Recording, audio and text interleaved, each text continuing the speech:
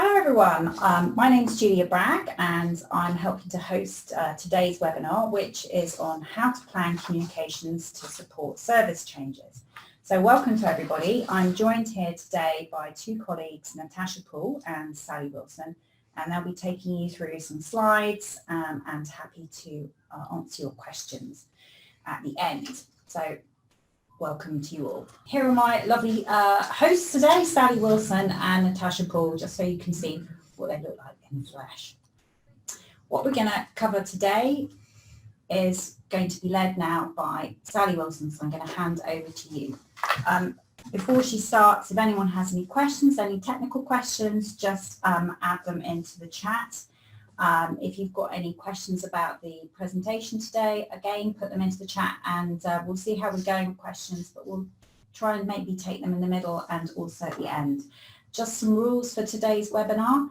Everybody's on mute except for us. As I say, questions through the chat function. We're recording the webinar because we like to put them on our website for everyone to see afterwards, because not everyone can join us here today. So yeah, here we go, over to Sally, thanks. Thanks, Julia. Okay, so today's webinar, we're going to look at where to start and how to set about planning your communications.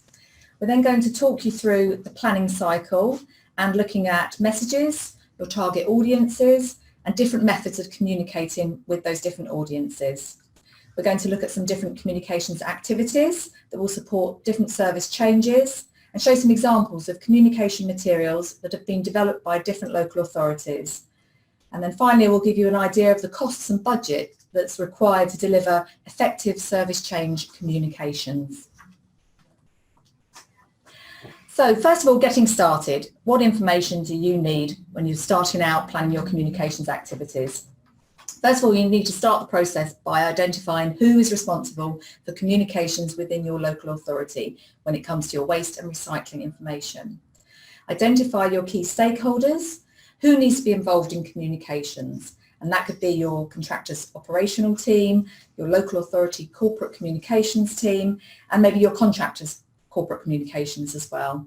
So who's involved in the development, planning and delivery of those communications? So you then need to look at your service and actually confirm the planned service changes. And the best way of doing this is from the point of view of your householder. So in that way, you can identify any potential barriers to recycling from the point of view of your residents. Certain barriers to recycling could include situational ones, for example, inadequate containers, maybe in terms of the size of the containers or the number of containers. Perhaps there's a lack of space to store containers or materials for recycling from the householder's perspective. Maybe the collections have been unreliable, so that's something that you will need to look at addressing. Then there are your behavioural barriers, for example, the householder being too busy or having no established routine within the household. Perhaps they forget to sort or put the waste out in the right containers or on the right day. Knowledge can also be a barrier, people not knowing exactly what to do or understanding how the scheme works.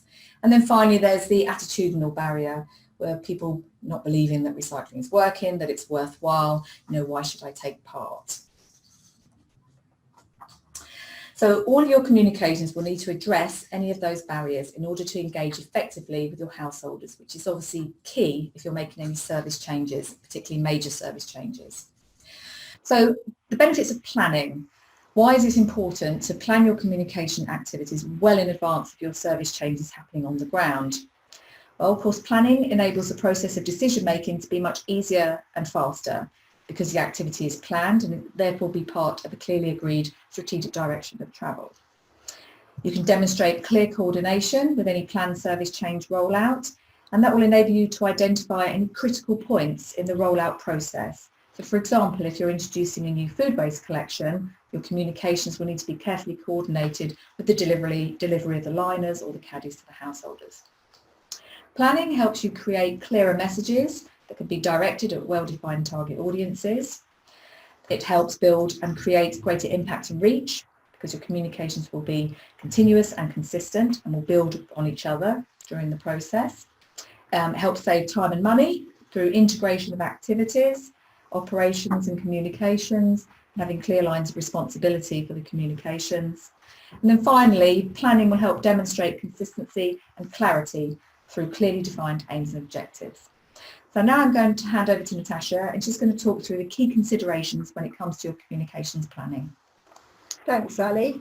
So there are a number of key considerations when planning communications, and the easiest way of tackling this is to use the RAP planning cycle. It looks fairly complicated on screen, but don't worry, we've got a supporting template that we will issue at the end of this webinar, and it goes through each element of the planning cycle with detail of what you need to put in each segment. So don't panic about the detail there. And also this is showing sort of a step-by-step guide about what you need to include in a plan. We haven't just plucked this out of thin air. This is actually based on a Chartered Institute of Marketing model. So it is a sort of a model that's used across industry for communications planning and marketing planning. I'm going to focus really on those inner core segments. So there's 9 core segments in yellow, and I'm just going to go through those fairly swiftly, and then we're going to focus on some of the more detail in the sort of slides that follow. If we start with the first one, which is background, this really is about pulling everything together and information that you've got to date, and almost, you know, why you need to think about planning and how you can use planning to help you support your service change. So it's sort of thinking about the area, your area, current and planned service changes, any waste data you've got and any specific targets you're trying to achieve, looking at what research you have. So it might be that you've got information on waste composition analysis, it might be you've got participation data, it might be that you've got contamination or capture data. So it's starting to pull all these things together. It's also quite useful to identify any communications you've done in the past and have a think about any lessons learnt or things there that you need to consider when planning going forward. Because, you know, you might have done something in the past that didn't work and you wouldn't want to repeat that again. And also thinking about the funding and support available. You might have a set budget, you may not have a budget yet because you don't know how much you want to spend on communications. We'll cover that at the end when we talk about indicative costs. So at this stage, the background segment is all about pulling things together. The next segment, which is probably the most difficult to write and needs to be the most concise, is the situation analysis. And this is very much focused on where you want to be. So you may well have a specific target that you want to achieve. It might be there's a specific driver that's coming from sort of members or from senior management that you need to achieve. It could be purely that you've got to roll out that service change within a defined timescale. So this is the one thing that I always say, if you can get it right, it's really helpful because it's the one section of the plan that members and senior management should be able to read and go away understanding exactly what you're going to be doing from a communications point of view. The third section is aims and objectives, and we harp on about this an awful lot. We often see lots of aims, but very rarely see objectives.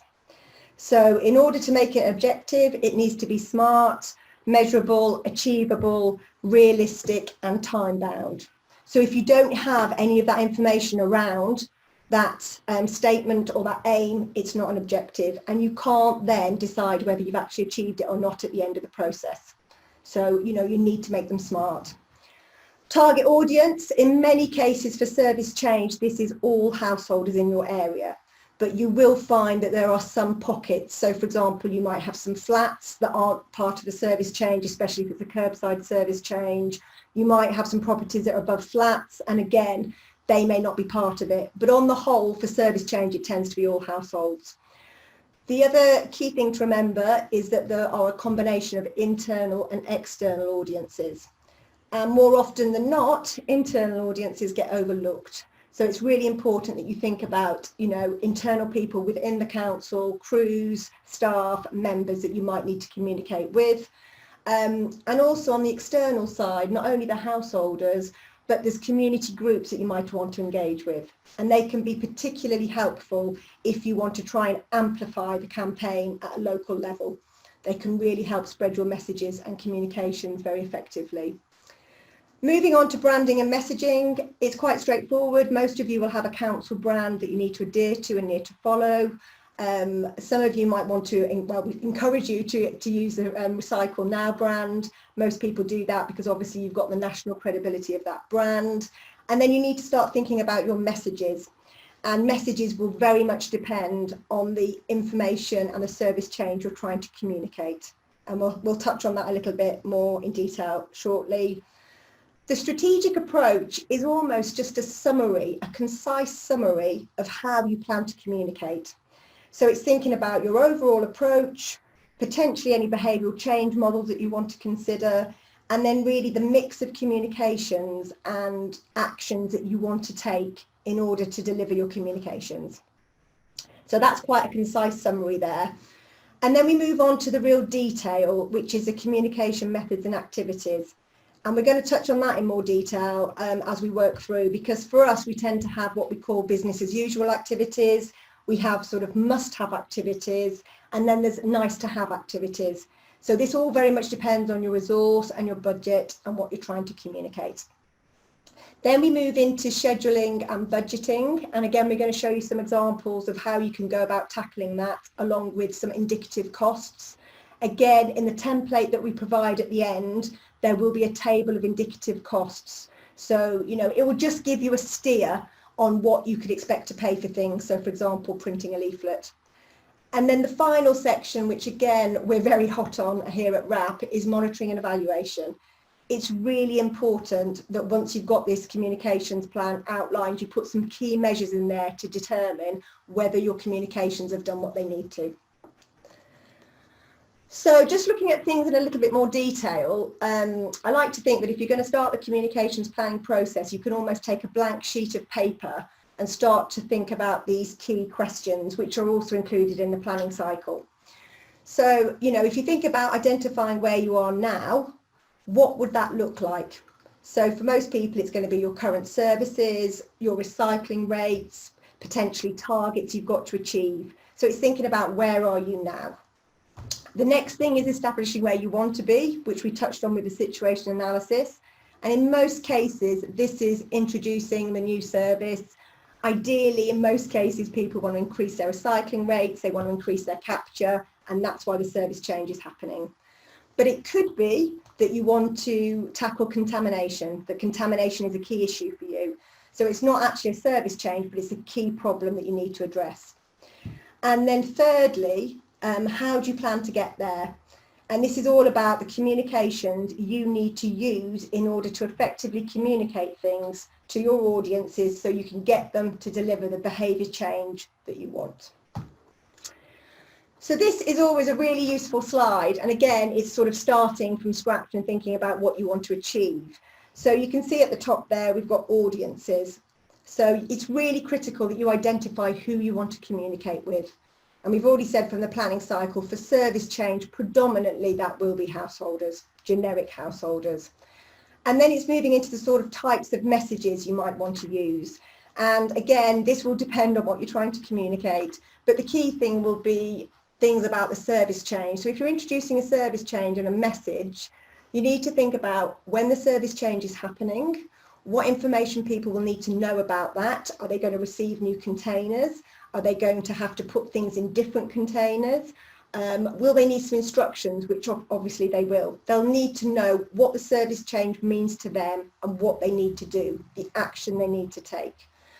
Also thinking about the benefits of the scheme, the service, because we know that people really like to find out exactly, you know, what the benefits of recycling are, where the material goes, to make sure it genuinely is recycled and that, you know, they are doing it for the good reasons. It is sort of purposeful. The other messages we're starting to consider more and more now are the social norming messages. And WRAP has done a huge piece of work on this recently and introduced a new social norming toolkit. And this is very much focusing on how individuals can influence other people. So, for example, if you live in a street of people and, I don't know, 80% of that street are recycling, you feel compelled to recycle too. And we have evidence that shows that works and it's a really good route to changing behaviour. And then finally, on our little triangle, we've got methods. So the mix of communication methods and activities you need to consider. And these will all be obviously based around your objectives and what you've defined that you want to actually achieve. So this is just an example of the Recycle Now model, which I'm sure most of you have seen. But Recycle Now's behavioural change route is to encourage more citizens to recycle more things more often from around the home. So we're not just focusing on the areas such as a kitchen, which are very common. We're trying to encourage people to recycle from around the home. And this model focuses on 4 key stages, and it's the think, feel, believe and do. So the think element is purely about making sure that people know what can be recycled and what happens to the recycling once it's been collected. So they're thinking about that process in terms of actually what they do on the ground in their kitchen or in their bathroom or in their bedroom. The feel factor comes down to the fact that recycling can make people feel good and it's easy for them to do. And we know that certainly from all of the recent television coverage on things like the Blue Planet, that people really do want to do the right thing and they're very conscientious about it now. The believe element is all about the fact that there is a real benefit to recycling. It's worthwhile, their efforts count. And what we find more often than not is people actually want to recycle more than can actually be recycled. So it's really important that when you're issuing things like service change instructions, you're very clear about what people can and can't do. And that moves nicely into the do section, which is all about just making sure people are recycling from every room around the house and they know any instructions or any things that they need to do in order to recycle correctly. And that's really important too. So it's things like sort of, do they need to rinse things? Do they need to sort things into a certain order? All those elements are really important. The other wider model that WRAP uses and uses to support the Recycle Now strategy is the EAST framework. And this is something that was developed by government back in 2012. And all this simply says is that, you know, in order for people to change their behaviour and do as you want them to do and influence people to change their behaviour, you need to make sure that services are predominantly easy to participate with. So, you know, it's really important there that you're making sure that messaging and information is clear and concise. The other thing is attractive. And we know that, you know, you're constantly competing with an awful lot of media and marketing out there. So making your information stand out, look credible, professional is critical. Sending some shabby leaflet or some shabby communication is not going to have the impact that you need. Also, people like to see incentives. So, you know, if you are providing things like free liners or people can order second boxes or second containers, make it obvious. So again, it makes the process easy for them. With regard to social, this comes down to social norming again and the fact that we really do care about what others do. So the whole link with the Recycle Now, social norming messages and things like Brit recycles, most people in X recycle, it encourages people to make a commitment and that's where we're trying to get. And then finally, timely. Prompting or nudging someone at the right time. So for example, if you really want to get people to engage, perhaps making sure that they know exactly when their collection is, the frequency of collection, maybe you have an app or an online search facility where people can search for those elements. Great, thanks Tash. So handing back to Sally now. Okay, so I'm going to show you some examples of communication materials and campaigns that have been developed to support the introduction and rollout of service changes.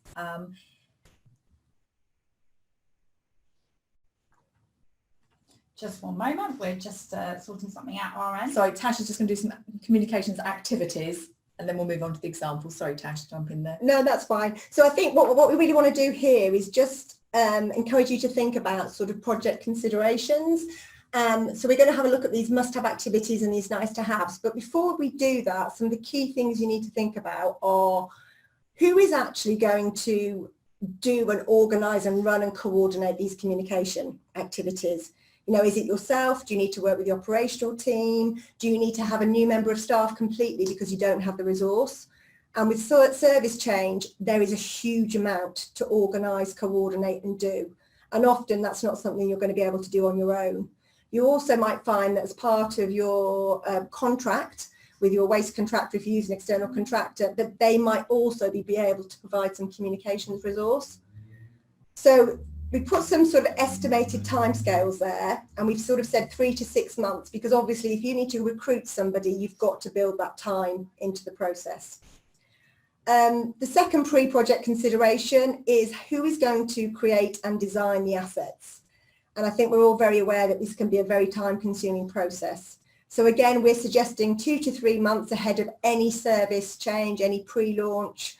And again, you might need to use an external party. And if you do, you might need to go through a procurement process.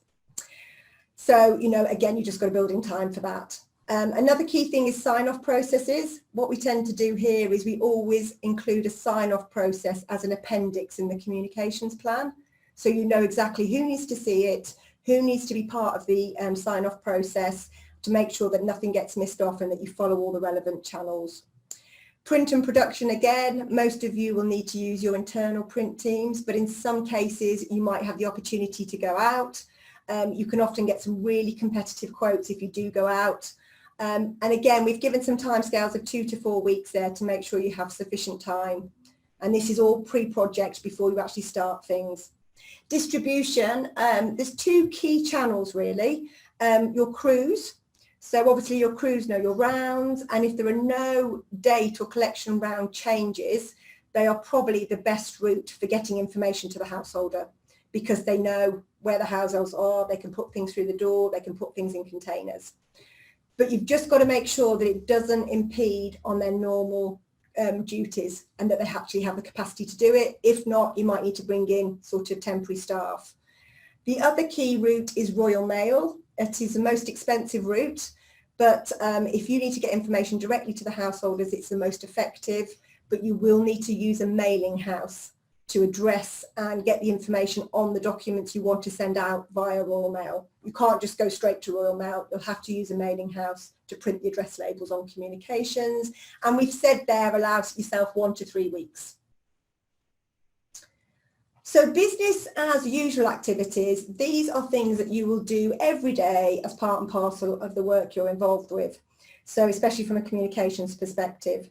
So we've given an idea of sort of 4 to 6 weeks prep time here to make sure you've got sufficient time. And you'd want to get all of these elements ready for the pre-launch of your communications. So you'd want to get it all ready so that you can start communicating before the service starts. A key element here is the website. We know that one of the key sources of information from our tracker shows that people like to use the website. So make sure that that's up to date. If you've got service changes, obviously they need to be communicated, maybe create a dedicated service change webpage. And if you can, where possible, create direct URLs, which you can communicate because it helps people find information much faster. We also have a search facility. We have a widget within WRAP that we can share with people that allows you to embed a facility where you can use a recycling locator. So you can embed that within your page and people can search for the collection services that you provide. So it's quite a useful tool. We've got some information on that within the template, so you don't need to go looking for it. We've covered that off. Social media, obviously it's becoming more and more sort of prevalent, especially if budgets are limited, but it's actually not as popular as you might think as a source of information, but it is a really good way of throwing things out there. But if you need to do that, you need to think about if you need to liaise with social media teams, your corporate comms teams, and have those discussions early on to make sure they can build in time to sort of cover social media for you. PR, again, is also a business as usual activity. Again, you're probably liaising with corporate comms unless you can manage that yourself. But you need to think about having time to write the press releases, potentially finding a designated spokesperson, and also you might want to get some official quotes and lines to take signed off. So you're in a really good position to run with that. Frequently asked questions are absolutely essential for a service change. And if you can share those with your contact centres or your customer call centres, that's really helpful. It's also really wise to share those with your crews and operational teams as well, and allow them to have an input because obviously they might have things they want to answer. Some of you out there may still have council publications, which can be really effective, but actually tapping into these will very much depend on the publication dates. So very early on, if you do have a council publication and you want to make use of it, find out when the publication dates are and secure some space as best you can. Because they do get snapped up very quickly. They're a very effective way of communicating with all your householders. And then other business as usual activities include internal communications. And as we said at the start when we looked at the planning cycle, These are things like staff, crew and member briefings. Really important that people know what you're doing, what you're planning to communicate and when. We've said allow 8 to 12 weeks prep time because this can take some time if you've got to organise presentations and things for the member briefings. You might need to go to some meetings and things, and they often, happen on a quarterly basis. And the key thing about getting staff, crew and members involved is they can act as sort of ambassadors for the service change, so they can actually spread information that you need to get spread effectively in a very good way. And again, I normally do that 2 to 4 weeks ahead of the pre-launch. And then consideration for internal promotions. What we found have worked really effectively in the past is just 1 to 2 weeks ahead of a pre-launch, maybe have some drop-in sessions, maybe put on some lunch for staff, maybe just have some cakes or coffee, but it's a really useful way of actually getting people to engage with the service change. Now, the must-have activities, so these are things that we would really recommend more than anything else that you have with a service change, is predominantly an instructional leaflet and calendar. And the reason we say this is, as many of you know, we have done a tracker now for 10 plus years, and we always try to determine what is a preferred route of communication for householders. And it comes back time and time again that an information leaflet, instructional leaflet, something that comes through the door, is a preferred method. It's closely followed by having information on containers. It's then followed by on-pack recycling labelling, and it's also followed by word of mouth. So the reason that we've said is must have, if you can't do anything else and you're really limited on budget, stick to that instructional leaflet and the collection calendar going through the home. Make sure you give yourself plenty of time, so 8 to 12 weeks preparation time, and you need to think about the content of that leaflet. So predominantly, focusing on when the service changes are happening, how it impacts on the resident, and what they need to do to participate correctly. The other key thing is collection dates and days, frequency, all the minutiae that people want to know, and this is why they want a leaflet. What time do their containers need to be out? Where do they put them? Is it on the curbside? Is it in the middle of the road? Where do they put them? Not in the middle of the road, but you know what I mean. Distribute that hopefully 1 to 2 weeks ahead of the service change starting. And that's quite ambitious because it's an awful lot to coordinate. And if you're sending out new containers, you might need to give yourself longer. But on the whole, we would say 1 to 2 weeks so people are really on it and they know what they do need to do when. The other thing to consider is not really service change, but if you want to promote an existing service or you have something specific you want to address like contamination, you could actually do a generic recycling thank you leaflet. Again, we'd allow 6 to 8 weeks time preparation for that. And also you might want to think about some contamination tags. I mean, obviously they'd only be applied to people that have got issues with what they're putting out, but you might want to consider that. Also stickers, we know, are very effective for sort of long-term permanent reminders about what we can and can't do, and also hangers. And again, we'd say sort of start to distribute these 1 to 2 weeks ahead of your main campaign and your main communications. Thank you. Optional extras. There are some things that you might want to do if you've got additional budget. And again, we've given you some preparation times and we've given you some idea of when these should be distributed. So if you're doing an instructional leaflet and you've got an additional budget, you might want to do a sort of teaser letter or leaflet before the instructional leaflet goes out. It needs to be very short, and Sally's going to show you some examples, but again, it depends on budget. If you're going to do an introduction leaflet, it needs to go out at least 4 to 6 weeks ahead of the service change. Vehicle livery is a no-brainer. Those vehicles are going around your area. They're a great mobile advertisement if you can make use of them. Roadshows and events, again, they can be a really useful tool, but they're very resource intensive and they can be quite costly in terms of staff time, and you need to coordinate those early on. Then there's lots of other little things that you can do, like pull-ups. They're very sort of flexible. They can be taken to different areas around your local borough or district, and they can actually help promote the service changes. Posters, again, they're very flexible method of communication, very inexpensive. Crew cards, really good way of sort of sharing communication and customer service information. So rather than the crews getting hung up on answering questions from the public, they can give them a crew card, and then they can just make sure they've given them the right information, which signposts them to perhaps your website or maybe your call centre number.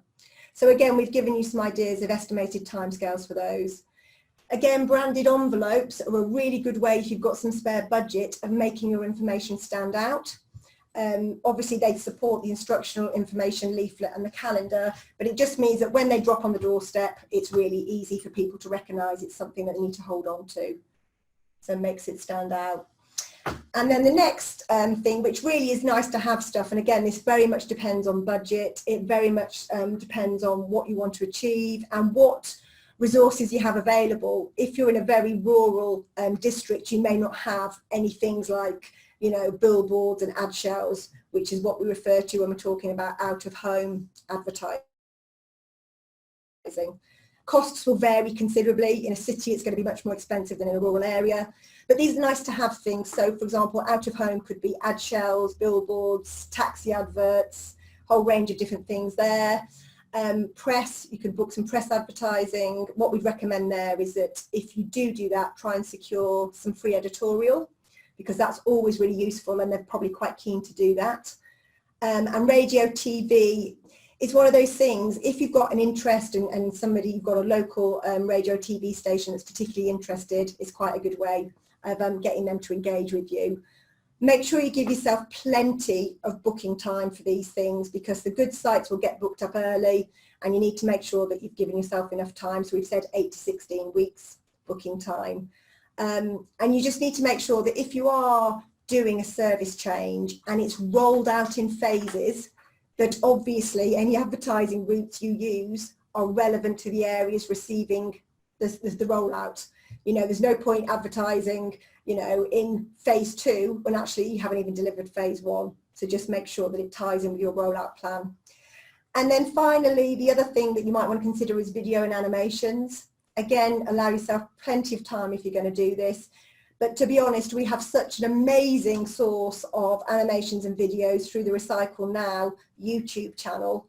There should be something there that most people can pick up and use straight away. So the resources are there, you can just tap into them. And then here are just some examples of some nice to have examples. So in that far sort of left-hand corner of the screen, there's some pedal bike media, which we used in London, which was really effective and generated lots of interest. It was different, people hadn't seen it before. There's some ad shells, you can see there's an ad shell, and then there's a bus advert, which again can be very effective. You get quite good value for money on bus adverts because they run for a long time, and often you only pay for a month and you tend to get 3 months. So they can be a really cost-effective route of advertising. And then there's just an example there of a taxi that was branded a while ago now. So lots of things for you to consider, but those are some of the key things for communications for service change. Great stuff. Right. Moving back to Sally now. Thank you very much, Natasha. Okay, thanks Tash. So now I'm going to go through some of the communications examples from local authorities that we've worked with or that we're aware of that have produced information to promote their service changes. And these are good communications for addressing those barriers to recycling that we talked about at the start of the webinar. So this example is Cotswold, and this was a service change introduction leaflet. So it details the upcoming service changes, which for the case of Cotswold was additional materials that could be collected, a new bag for cardboard and a caddy bin for separate collection of food waste. So it's a very simple 2-page introduction leaflet, getting the key information so that householders know sort of what's coming, when it's coming. You'll see that the important thing on there, contact details, because at this stage it may be the first that the householder has heard about the changes, so they may want to find out more information.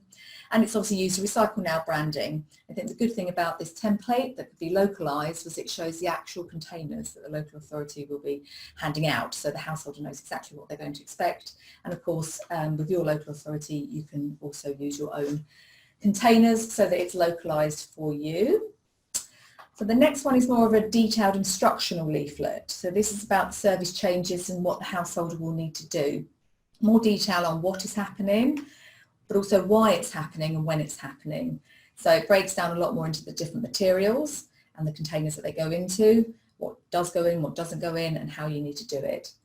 We've used a lot of the red dots, we call them, so that the key information that the householder needs to take on board very clearly be seen. So on the front page you've got the data's coming, March 2020, and then it also reinforces the frequency of the collection of the different materials and containers. It's collected weekly, fortnightly, etc. So it's very easy for them to reference and take that information on board. And also in this service there were small electricals, household batteries, so that new part of the service is very clearly detailed on that page. So this next one is about service change instruction, and this is to do with the changes to the black bag household waste collections and also pre-sorting that will be happening at the HWRCs, the Household Waste Recycling Centres. So again with this one, they've chosen to use the CGI kind of photographic images for the materials that are going in with the what you can recycle and what you can't recycle. For the information on the HWRCs, they've used the RAP material stream icons. And this is because it will have continuity with what the householder would see at the HWRCs on the signage on site and also on the containers on site. So you can mix the images that you use, but it's best not to do that on the same page or obviously within the same subject that you're talking about. But this has kept it very clear, split between the curbside and the HWRCs. Again, contact details, if you need extra help as well, the numbers to call, and also why is it changing. I think householders like to have some feedback about why this service is changing, because obviously this is quite significant and potentially some of the householders may see it as a negative change, so it's good to give the reasons to why the changes are happening. So this is for signage, and it shows how we could use, and this was a Kent authority, for the recycling banks and also the containers at flats within the bin stores. So again, for the containers at the recycling banks, using the material stream iconography, very clear images on what can be recycled, but also the very clear no thanks with the red cross. So it's clear what can and can't go in, and then it could be for the mixed recycling containers or specific ones if you're taking certain materials within individual containers. And then you've got the council logo, localised website, so they've got their own branding on there as well. And then below for the containers in the flats and the bin stores, you've got the mixed recycling, it's using the CGI images there, and then again for the separate paper and card. And those can be sized for whatever the containers are, so 240, 360 or your 1100 bins, so there's flexibility there. So that's what the householder will see when they're putting their materials into the containers. And then this is a supporting flats leaflet, so it follows the same consistent look and feel with what they'll see on the signage, but this gives more information. This gives some stuff about why it's important to recycle, the benefits of recycling, and then what to do with clothes, textiles and bulky items that you can't put in the containers that are on site. And then breaking it down into the different material containers. You've got the mixed recyclables, the paper and card, and then the rubbish. So it's very simple, very easy to follow, and again has the information of where you need to go for more information. It's obviously vital that that's always on there. If you are looking at doing some flats communications materials, then there's obviously the London Project Toolkit that's available on the Resource London website, and the information that we'll send out after the webinar, which has the various links to all of the sites that we've referred to, and there'll be a link to the Recycling and Flats Communications Toolkit within that, so don't worry, you'll receive that information afterwards. So then looking at material specific communications, so this is for Hart in Hampshire for their glass recycling scheme. So if you're doing a service change where, for example, you're adding pots, tubs and trays to an already existing curbside collection service, then sometimes it's good to do a very specific material communication to householders. So this one obviously gave some information, the good to know there with the red heart, showing that there are two choices of containers, so the bin or a box. And then you have the how to use the service, that it's all glass bottles and jars. That's very clear using the images there. The no thank you list, again, is very clear. And then what you do with the no thank yous, you obviously put them in your residual waste bin. And there's some top tips on there as well. And you'll see that this is a three-way partnership with the contractor Serco and Hart and Basingstoke and Dean. So they use the artwork that RAP has available, and we're able to use the bins and localise them for the colours that they have within their local authority. So we often get asked about costs and how much should you be spending on communications with your householders, and RAP suggests that between 50p and £1 per household for service change communications. But obviously that will depend on the extent of your service changes, if it's adding pot, sod and trays, for example, or if you're doing a change in your residual waste collection frequency, or bins changing sizes, or if you're adding a food waste collection. But of course it will also depend on your general communications and your area, whether stuff is done in-house, whether you have to contract out a lot of your communication materials, whether you can get your crews to deliver things, or whether you have to engage with an agency to do that. But that's sort of the indicative costs that we give. And we will also send out the indicative cost table that RAP has put together, which will give you more detail on the different types of communications, leaflets versus advertising, etc. And again, so you can use that as a way of prioritising your business as usual must-have, and then your nice-to-haves. Collection contractors, so it's well worth asking them if they want to contribute to any costs, well worth checking over the contract and what they actually agreed to when you first signed it many years ago in some cases. It may be that your collection contractors may want to put some vehicle livery. It's often something that's good to discuss with them, so you can get some advertising that way. Can you get them involved in delivering leaflets or stickering bins, tagging bins, with annual calendars, etc. So, try and engage your collection contractor, obviously your operations team if you've got an in-house service, to try and look at reducing your costs, keeping them within your budget. And of course it's important to allow for unexpected costs or cost overruns, particularly if you've had to make a lot of changes last minute to communications materials, to leaflets, which is why, of course, it's always really important to plan ahead as much as you can so that you can foresee any of those issues that might crop up, and also get all of your key stakeholders involved from the very start, so that there aren't too many last minute changes when you start running things past everybody in the office, which can then add to your cost. So we recommend sort of 5 to 10% as a contingency budget. So in terms of planning all of these communications activities, it's always good to have some kind of spreadsheet. And particular key things on here is obviously the activity itself, but who is responsible for it? So is it something that is your corporate communications? Is it something that you're doing within your team? Do you need your contractor to be doing it? Is it an external advertising agency, etc.? So who and the progress, so that you can keep on track of everything. It's really important, especially if you're launching significant service changes, that this coincides with when the rollout is happening on the ground. There can be delays in liners arriving, for example, ready to be delivered. So you need to be using this as a live and working document that tracks the progress for everything as you go through the pre-planning and then the launch and then the delivery of the communications. And some local authorities that we've worked with will put the budget on here as well, so that can be kept track of. So this can be, as detailed as you want, but obviously it's something that we strongly recommend so that you can keep on track with all of your communications. As Tash mentioned earlier, if you're going to spend significant amounts of money potentially on communications and all that planning and all that work, you want to find out what worked and what worked well, and you can do that by monitoring and evaluating your communications activities. So, your key stakeholders will want to know what worked well, what didn't work well, how you can improve on the different activities for next time. Were there some activities that you just wouldn't repeat again because they didn't have the impact that you expected, and they didn't have sort of the return on investment that you were hoping to see. And you monitor and evaluate so you can see that, with the overall aims and objectives of your plan achieved. RAP's Monitoring and Evaluation Guide will help you do that. It's quite a weighty tome, but it's well worth referring to, and it can be broken down into sections as well, so it's very easy to follow through, and that's on our website. And again, we will send you the link for that so that you can use that. Further supporting information we have, obviously we've already said we'll send out the planning template and the indicative costs. We also have the Improving Recycling Through Effective Communications guide, and that's a practical guide that's also available on our website.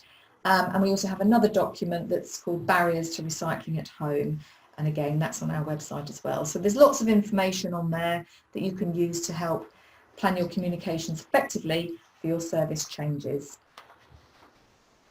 Great stuff. Well, thank you to Sally, and thank you very much to Natasha for some great things for people to follow up on communications planning. We've got some time now to run through some questions, and we've had quite a few come through, so thank you to everybody who sent the questions through. A question came in from Alex, which is, what are crew cards? So I'm going to pop that one over to Natasha. I say, okay, so a crew card is literally, it normally is like an A6 postcard. We wouldn't really say to go any bigger than that, and it just is an information, sort of a customer service tool for the crews. So for example, if the crews are delivering maybe new containers and one of the householders goes out and asks them something about the service, or maybe the service has started and the crews aren't really that confident in talking to householders. They're not always confident. I mean, this is why we recommend that you do the training with the crews and keep them fully informed on what's happening with the service changes. But it's purely an A6, or it could be A5, postcard style communication. And it just gives some basic information about the service change and signposts people to where they can get more information. So more often than not, that's why I'm saying if you've got a direct URL to your service changes, you can put that on the crew card and people know exactly where to go. Most people include a telephone number, some people include an email. But if it's useful, we can find an example and we can send that out to you if that's helpful. Thanks, Natasha. That's some really practical, great tips there. So another really practical question came in from Kate, and it was sort of a question and also a suggestion. What do we think about when we're delivering leaflets? What do we think about just tucking them under bin lids? Any views on that?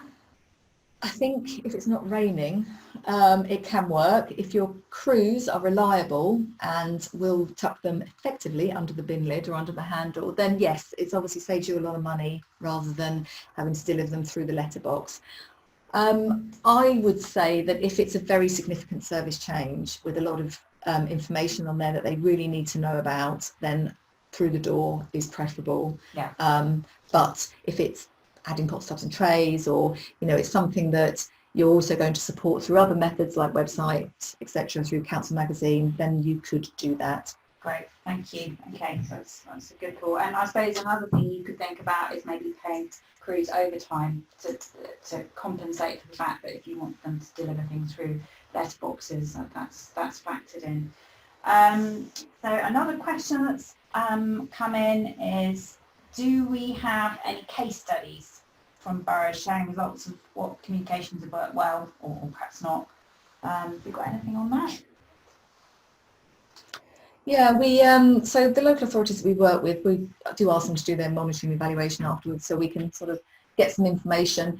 RAP doesn't have as much information as we used to. Previously we used to fund some of these big communications campaigns, and therefore we did have a lot more information on more precise impact of a delivering a leaflet, be running an ad shell campaign, for example. But we do ask local authorities to feed back to us and let us know what did and didn't work well. And we can certainly provide some of that information to you. We are starting to put case studies on our website as well for the local authorities that we've worked with, and some of those are communications case studies. So yes, we do have some information. And we do know from the recycling tracker that a leaflet really is, the one thing if you're going to do anything. Householders love having a leaflet. They like to keep hold of it, so they know when the collection day is, what can and can't recycle, and who to go to for more information. Yes, case studies will start to come on our website, but please email us if you've got any specific communication methods that you would like to know whether they worked and who they worked for, and we could perhaps put you in touch with those local authorities that have done it before. That's really good. And of course all the templates that are on the Recycle Now website and our partner library have been tried and tested, and they've all been tested and they all work, and the branding is they can be localized, and we are in the process of developing a new service change template. So if you're introducing a food waste collection service, for example, or changing residual frequency or container capacity, then those will be on the website in the next few weeks, I've been told. But of course, once they're available, we'll promote that to you. But they are coming because we've had a lot of questions and requests for service change artwork and templates. Well, speaking of service changes and things coming in, we've had a question from Sean, and they're going to change their collection service later this year, so good luck with that, Sean. He specifically asked if it's a good idea to plan a contamination campaign for shortly after the changes come in. And have we got any thoughts on whether contamination is a significant problem after changes? So I don't know if either of you two want to take that. I think it really depends on how well your communications are received in the first place. Many years ago, I worked with RAP to deliver some food waste trials, and in preparation we thought there might be a lot of contamination and a lot of issues. So we printed a whole bundle of contamination tags, but in actual fact the information that we gave out in the instructional leaflet was so good and so clear we didn't have to use them. So I think this is where it really comes down to planning what you're going to put in that communication, the instructions, the clarity of information, and making sure that people really understand, yes, please, no thanks. Again, what we found in the tracker is that people want to do the right thing. They think they're doing the right thing, but they are quite over keen in some cases, and they'll try and recycle everything, which obviously can cause you contamination, but they think they're doing the right thing. So it's really important that when you're drafting those leaflets, and as Sally said, we are going to be doing some templates, that you really make it clear what you can and can't collect, which containers they go in, and any instructions about whether you want them rinsing, squashing, tops on, tops off. So that's really important. I mean, normally what we would say is let the service settle, and then after sort of maybe 2 months, start reviewing it, because you'll start to get a feel for whether there is contamination, and then start to look at whether you need to address it. But in theory, if you plan your communications and you deliver the right information through the instructional information, you shouldn't really have any contamination in a lovely magical world. But yes, I wouldn't go out and spend money on contamination initially until you've got a better feel for how the service is going. I totally agree, Natasha. I think that's a really good point. And Sean, you're probably aware that we've been doing quite a bit in RAP on contamination recently. So do have a look at some of our other recent webinars and see if those are useful to you. Some more questions. We work really closely with our waste collection contractor. This is a question from Joanne. Is it okay to include their logo on any leaflets we produce? And can we use that alongside our own local authority logo? Yeah, I can take this one. One of the examples I showed earlier was where there was a sort of three-way partnership, 2 local authorities and with Serco, their contractor, and that's absolutely fine. There's flexibility within our templates for you to localise them, and if you want to have your contractor's logo on there, then that's fine as well. And you do have an element of flexibility in terms of the font colours that you can use. So if you want to incorporate something, for example, Reading Borough Council, we're doing some work with them and they have a very distinctive colour. So there is ways of bringing that in as well. But just make sure that your contractor is delivering and on communications as well, because sometimes they may have committed to something and are not quite delivering what they might have agreed to. So if they want their logo on there, then try and have it as a proper three-way partnership. Thank you, Sally. That was brilliant. Thank you very much. How can I get the corporate communications team to include posts about the service change as they manage the council's social channels? So thank you very much for that question. That one's coming from Lewis. This is something where we said, it's about the planning and engaging with your other teams very early on and talking about internal teams. So what we'd recommend is if you don't own those channels, which in most cases waste managers and waste officers and communication officers, within the waste teams don't have that access, I would recommend that you liaise with the corporate comms team as soon as possible, at least 4 to 6 weeks ahead of the pre-launch, and sort of, clearly explain to them why the communications are required, the benefits of actually using the social channels as a method of getting information out there, and just speak to them about any sort of potential risks if they can't help. So they should be able to help you.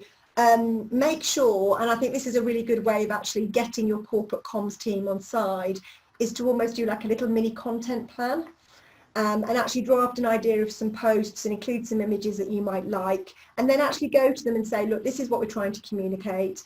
This is when we'd like to communicate it. Can you help? We'd really sort of appreciate your advice. And then that will allow them to obviously have it on their radar and build it into the wider council content plan, because that's something to be really mindful of. These content plans, obviously you're using your council social channels to communicate everything. They can get very booked up and very blocked with content. So you need to make sure that you secure your space and have a conversation with them and engage with them about what you're trying to get across. And by drafting content, it makes their life a lot easier because they're not having to start from scratch. So they can purely sort of offer sort of advice and suggestions about how to get those out through the channels most effectively. Oh, just a little bit of feedback for you, Natasha. Someone called Sarah's just communicated with us and said she's from corporate comms, and that approach would be a joy to me. So there you go. It works. It works for other teams as well. So that's fantastic news. Doug has sent us a question and said, are there any good practice, any good practice examples of collection day changes? We all love those. And how these can be best communicated. Which one of you wants that hospital pass? Yes, I have seen some. And yeah, for local authorities that have moved to 3 weekly collections, often there has been a day change as well. And so yes, we do have some examples. I think it's important to show what your original day was and what the new day is, as you would for Christmas, for example, your changes in Christmas collections. Use a lot of images and keep it as simple as possible. But I think, Natasha, right, we do have some examples. Yeah, we used to have many moons ago, as Sally said, when we funded things, we had an actual collection calendar guide, piece of guidance, but they're quite outdated now. But certainly, a bit like the crew cards, if you would like some examples, we can find some examples. Probably 12 months ago, we did a piece of work on residual changes to residual waste collections and the frequency. So we've got quite a lot of calendars from there that we can fish out. So yeah, if that's useful, we can find some calendars. I mean, I think more often than not, it's sort of using common sense and just making sure the key information is on there. Sometimes people try and put everything and it's just too much. Just exchanging a few more questions here. 1 second, everyone. We've got 2 minutes to go. We've got one more question I think we've got time for here. We have a really difficult relationship with our local newspaper. They're always negative about waste and recycling services. How can we improve this? And this is a question from Andrew. And Andrew, I feel your pain. I've heard of this a few times. It's a real mixed bag with local journalists, and I think we've all sort of gone through, as Julia said, it's either sort of a great relationship or a poor relationship, but I think it's really important that you try and get them on side. I've just been doing some work with Somerset Waste Partnership, and the way that we tackle this that works really effectively is that we got the local journalist into the office and we actually had a conversation about the planned service changes, almost gave them sort of the heads up before anything else had gone out, so they felt they were in a really nice position because it was being shared with them early on. And I think, you know, there's other things that you can do is almost, if you've got a local recycling processing centre, to take them there or meet them there, because they can actually see how this stuff works on the ground. And any questions or queries that you've got, they can actually see why it's important, why you're doing it, why the service change is happening, especially if you're adding a new material or you need to focus perhaps on contamination. It's always a good way to actually be able to show people. Again, I'd really say with dealing with journalists, make it really clear the benefits of the service change. And this is a benefits across the board, so it's sort of the benefits for householders in that they're getting a better service, or it's improving the way that they can recycle. It could be the environmental benefit, so talking about, you know, how it's benefiting. Where you can, make it as local as possible. We've just done some work in Northern Ireland and we've done a whole video animation, which we can share the link with you, about what happens to food waste that's collected in Northern Ireland, because it's used very much to grow potatoes and it's used on local allotments. So we've gone for a real local focus and the journalists have really enjoyed that and bought into it. Also think about sort of the economic benefits. So if you've got a whole raft of benefits, really the journalist's got nowhere to go because you're giving so much positive information. You know, obviously from an economy perspective, if you're creating jobs by people having jobs in the recycling sector, it's really helpful. We like to always give them a pack of information, so try and pull things together for them, useful things, facts and figures, maybe a council quote, maybe copies of the artwork. So again, they feel that you're really engaging with them and that you're sharing as much as possible and build that relationship. And I think the more information and sharing you can do early on, the better relationship you'll build and ultimately the better coverage you'll get. Brilliant. Oh, Thank you so much. I'm afraid we're going to have to finish there because we like to really stick to time. So there's a few of you we haven't been able to answer your questions. If you've got any more queries and you want to contact us, then you can either email the team, and you can see our photos there. And we have a protocol in RAP that it's the first name dot last name at rap.org.uk, so you can contact any of us directly. Or you can use our general email address, which is la.support@rap.org.uk. So thank you so much for listening. Just a little reminder that we've got another webinar next week. That will be between RAP and Resource London, looking at the toolkit that they're producing as a result of the large-scale flax recycling project, and that's with Gemma Scott and myself next week.